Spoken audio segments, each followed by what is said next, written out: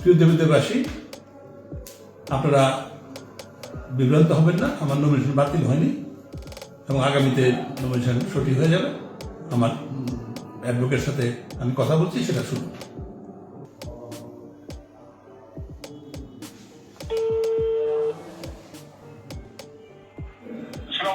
মামুন, ওই যে আমার যে নমিনেশন বাতিল হয় নাই, আমি তোমাকে বলছি আমার অ্যাডভোকেট এবার ভিডিও করতেছে, তুমি তাকে বলো যে কি হয়েছে ঘটনাটা বলো। জি, আমাদের এই আজকের কেসটা ছিল মঞ্জুরুল হাসান মুন্সি সাহেবের কোম্পানি দুইটা ব্যাংকে তার লোন ছিল। সেই লোনটা একটাই হচ্ছে গিয়ে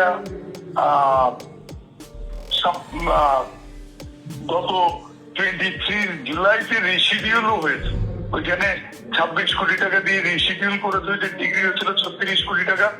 সেইখানে ওনার এটা কোম্পানির লোন, ওনার কোনো লোন না। সেখানে 16 কোটি টাকা দিয়েছে, রিমেইনিং 10 কোটি টাকা দিতে পারে নাই। উনি টাইমও চেয়েছিল যে আমাকে দেয়া হোক। আর আরেকটা হচ্ছে, এটা হচ্ছে প্রিমিয়ার ব্যাংক। আরেকটা হচ্ছে ওনার কোম্পানি, এই কোম্পানির নাম হচ্ছে ম্যান পাওয়ার। সেখানেও ওই 12 কোটি সামথিং ডিফল্টেড আছে। ব্যাংক আইডিএলসি ফাইন্যান্সিয়াল ইনস্টিটিউট তার এগেন্সে অর্থ ঋণ সুট করে, সেই সুটটা এখনো পেন্ডিং আছে, এখনো জাজমেন্ট হয়নি। তো যেহেতু কোম্পানি ডিফল্ট করেছে, কোম্পানির ডিরেক্টর হিসেবে ওনার নাম সিআইবি তে আসবে এবং এখানে তারা রিপোর্টও করেছে। তার কোম্পানিকে করেছে ম্যান পাওয়ার এবং ওই কোম্পানির যারা যারা ডিরেক্টর তাদের সবাইকে করেছে। সেইটাকে আমরা এই সিআইবির নামটা কেন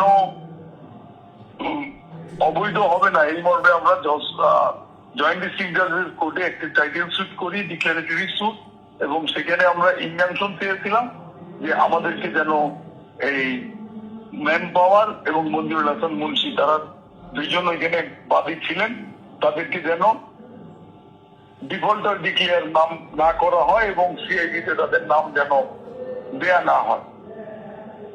সেইটা জয়েন্ট ডিস্ট্রিক্ট জাজ রিজেক্ট করে। তার এগেনস্টে হাইকোর্ট ডিভিশনে ফার্স্ট মিসেলেনিয়াস আপিল করি।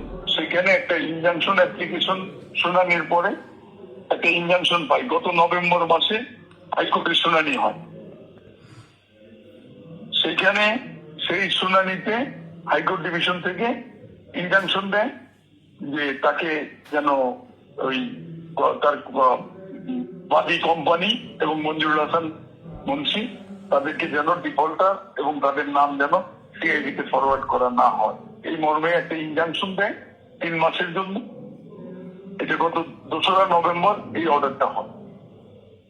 এই হইল পজিশন। উনি তো তারপরে নমিনেশন সাবমিট করলেন গত 29 তারিখ। 29 তারিখ সাবমিট করে সেইটারই স্ক্রুটিনি হয় গত 2রা জানুয়ারি কুমিল্লা ডিসি অফিস কার্যালয়ে। যখন ওনার নমিনেশনটা আসে ওই আসনের কুমিল্লা 4-এর, তখন ওনার নাম আসে। সেখানে ওনার হাতে বাংলাদেশ ব্যাংক থেকে একটা কাগজ এসছে, উনি আমাদেরকে পড়ে শুনিয়েছেন যে মঞ্জুরুল হাসান মুন্সি হাইকোর্টের একটা ইনজাংশনের অর্ডার আছে, তাকে সিআইবিতে করা যাবে না। সেই মর্মে তার এই ঋণ খেলাপির তা কোনো ইস্যু নাই।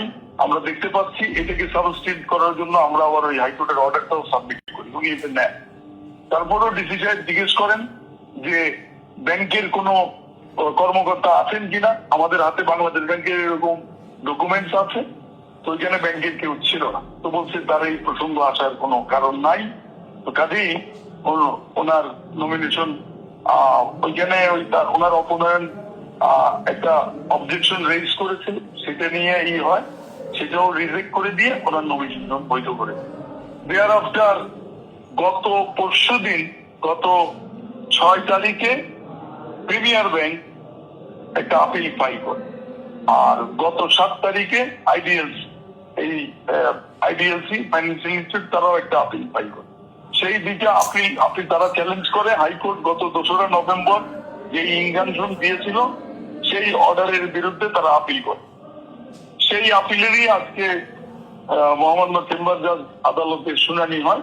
শুনানি অন্তে এটা ওই হাইকোর্টের অর্ডারটাকে স্টে করে। হাইকোর্ট যে ইনজাংশন দিয়েছিল তার নাম, তাকে ডিফল্টার করা যাবে না, তার কোম্পানিকে ডিফল্টার করা যাবে না, তার নাম সিআইডি তে ফরওয়ার্ড করা যাবে না, ইনক্লুড করা যাবে, সেই অর্ডারটাকে অনারেবল চেম্বার জাজ আদালত স্থগিত করে দেয়। এই হলো অর্ডার। তো এতে কি আমার নমিনেশন আমি ইলেকশন করতে পারবো না? আপনার নমিনেশন তো চ্যালেঞ্জ হয় না এখন পর্যন্ত, তো আপনার নমিনেশন তো ঠিক আছে।